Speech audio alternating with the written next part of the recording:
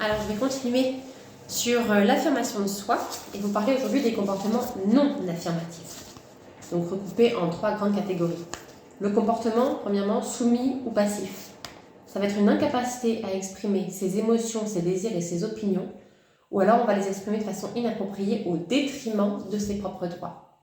Quelles sont ces causes? La peur de déplaire, le désir d'éviter un conflit à tout prix, avec la peur du rejet ou des représailles, une mauvaise compréhension du sens des responsabilités, avec une peur de blesser l'autre et un sentiment de culpabilité exagéré, le manque d'informations sur ses droits, la réticence à perdre les bénéfices secondaires de la soumission, des habiletés sociales déficientes ou le renforcement positif des comportements antérieurs soumis.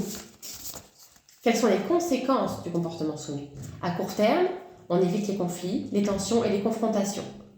Et ça renforce la réutilisation de ce comportement. À moyen terme, on a le sentiment d'avoir été exploité et on est déçu face à ce qu'on considère comme des abus de la part d'autrui. On va développer du ressentiment, de l'irritation, de la colère et des comportements agressifs possibles. À long terme, une insatisfaction, de l'anxiété, non-obtention de ce qu'on désire et un ressentiment face à l'entourage. Deuxième grand comportement, le comportement manipulateur. Là, on va exprimer de façon indirecte et souvent malhonnête ses émotions, ses désirs et ses opinions dans le but de satisfaire ses propres besoins au détriment des besoins et des droits des autres. Les causes de ce comportement: un désir d'atteindre ses fins à tout prix. Ça permet souvent l'évitement des confrontations. Ça peut être aussi un sentiment de vulnérabilité et éviter un conflit. Les conséquences de ce comportement: à court terme, on obtient ce qu'on désire sans confrontation. À moyen terme, on va développer de l'anxiété, de la culpabilité, la crainte d'être démasqué et agressivité, ressentiment de l'entourage à notre égard. À long terme, méfiance, évitement et rejet de l'entourage à notre égard, relations interpersonnelles instables et de courte durée, anxiété et donc diminution de l'estime de soi. Enfin, le comportement agressif. Là, on va exprimer clairement ses émotions, ses désirs et ses opinions et défendre ses droits, mais souvent au détriment des droits des autres, et ceci de façon directe et souvent honnête, mais inappropriée, en haussant le ton, en se mettant en colère.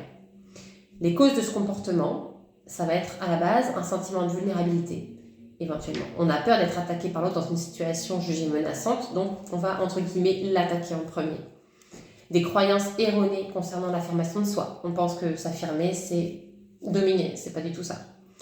Les conséquences de la soumission antérieure.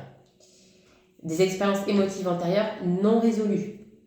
Enfin, des réticences à perdre les bénéfices secondaires de l'agression. Parce qu'à court terme, quand on agresse, on atteint souvent nos objectifs.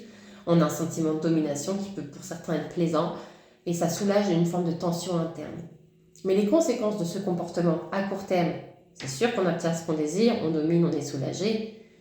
À moyen terme, on va ressentir de la culpabilité, de l'embarras. Notre entourage va ressentir de la colère et de la méfiance à notre égard. Et à long terme, on va avoir un sentiment d'insatisfaction, le sentiment d'être incompris, isolé et rejeté, et bien sûr une détérioration des relations interpersonnelles.